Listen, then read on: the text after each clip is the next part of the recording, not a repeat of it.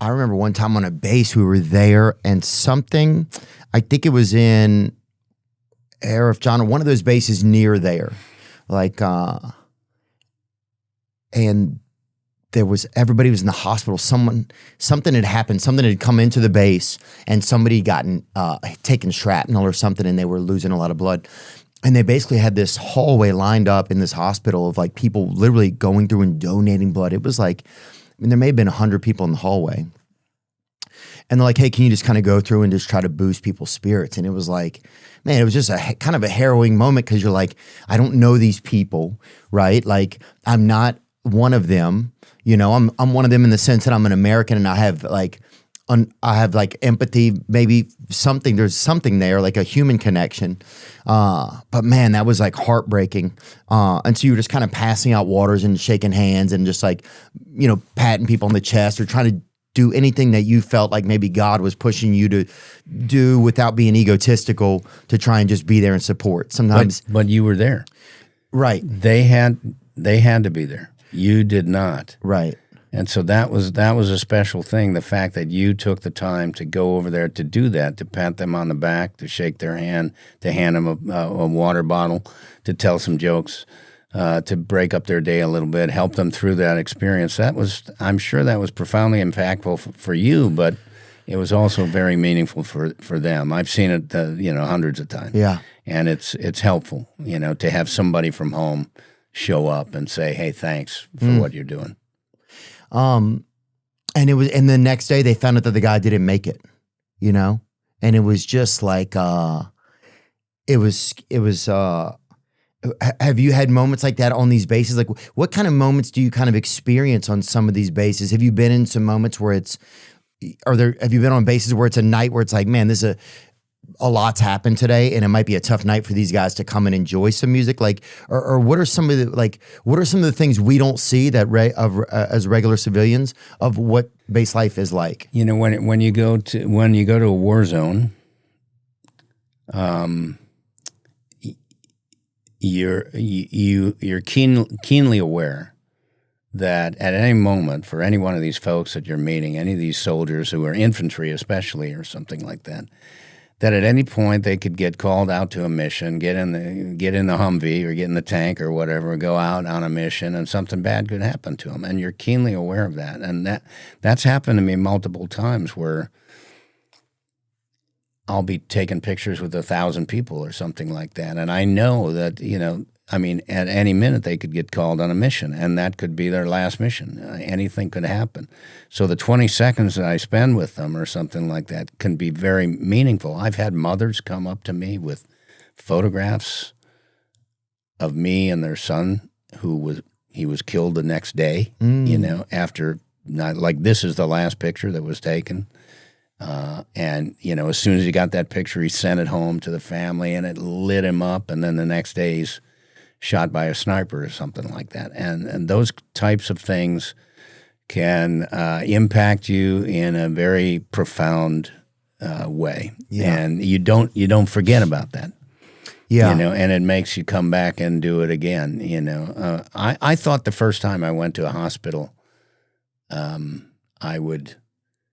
I remember, it's well over 20 years ago, and I went to Landstuhl Medical Center in Germany. And Landstuhl? It's called Landstuhl, yeah. Mm-hmm. And it's where, our service members, if they get hurt, it's the first place they go, right? They will go to Germany, they get stabilized, and then they come home when they're okay to be transferred. And that was the first military hospital I went to. So you've got people that were in Iraq yesterday who got blown up yesterday and flown to the hospital, and here they are within 24 hours of being on the battlefield, and I'm seeing them. Wow. And that was I was very nervous about it. I remember the first time. It was kind of, I tell this story about, when I was a kid, my grandmother dying in the hospital, and she was very sick, and it was just very hard to be in the hospital and see her like that. And those were my hospital memories.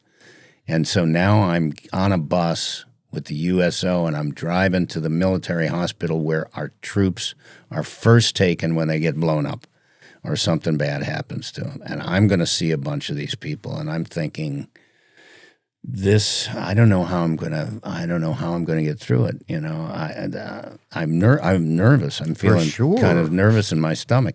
And if one of them opens their eyes and like, holy shit, Lieutenant Dan, like I'm in heaven. Like, where am I? Or they're hallucinating. You know, they're on so much medication they think they're nuts. And I walked in. And I tell this story about walking into the first room, and there were like 30 people in there, and they were all banged up, but they were going to get patched up and sent back to the war zone. They weren't injuries that would send them home. And everything was quiet. And I wore glasses at the time. I had these funny little glasses on, a little USO hat. And I walk in, and I'm not sure what to do or what to say. Everybody's really quiet. And somebody saw me and screamed Lieutenant Dan at me. And then everybody jumped up and wanted a picture. And the whole mood changed into something positive. And so that was, and then I went to the hospital rooms, and I saw people that were missing limbs and people that were in traumatic brain injuries and just really awful stuff. But when I left there, I felt like really good that I had done something positive, like purposeful. Yeah, that when I went there, it was all about me and what I was thinking about how I'm going to react to it, and when I left, I realized no, it's not about me and my reaction to it. It's about just bringing some joy, bringing some light into a dark situation, and trying to lift somebody up. And that's the energy you get. So that made me want to go back. 2 weeks later, I was at Walter Reed.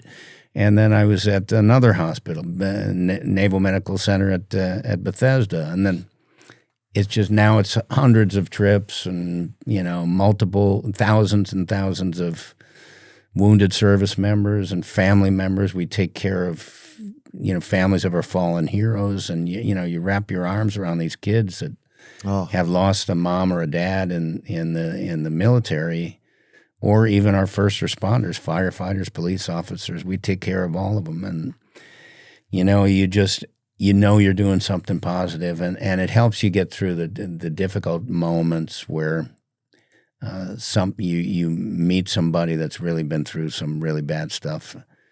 But I'm just there to help them through. So you kind of learn, how it's not about you at all. It's about them and what you want them to get out of you, giving them a hug or patting them on the back or telling them you appreciate them. And that's rewarding. That gives life great purpose to be able to take something. I'm in the movie business. I walk into a room and they see Lieutenant Dan or something.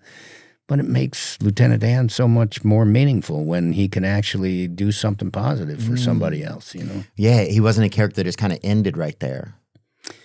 Like, he wasn't a character who just had this, you know what I'm saying? Like, it was... Yeah. No, it wasn't. I realized at a certain point,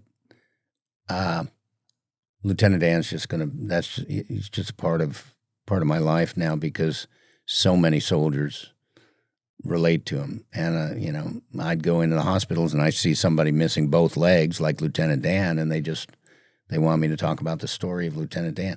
And, the story of Lieutenant Dan is very positive, actually. He goes through dark stuff, but it's a happy ending at the end. And so... Yeah, at the end, did he own a car wash or something? What did he do for a living at the end? No, he's a shrimp guy. Oh, yeah. Sorry. Oh, he bought the boat. He's a shrimp guy. He makes a bunch of boat. Yeah, they make a bunch of money on shrimp, and then he invests in Apple. He's like an early investor in Apple, and they both make a gazillion dollars in Apple, and he's doing well. You look at him; he's married at the end. He's standing up on prosthetic legs, and it's a happy ending. And you pull for a guy like that in a movie, and you want him to be okay. And so many of the other movies that came out, in the late 70s, early 80s, about Vietnam, you always had this feeling that the Vietnam veteran wasn't going to make it. Right. He wasn't going to be okay. Something bad was going to happen to him. And with Forrest Gump, it was different. It was a new look at a Vietnam veteran who came home from war, processed everything, and then moved on.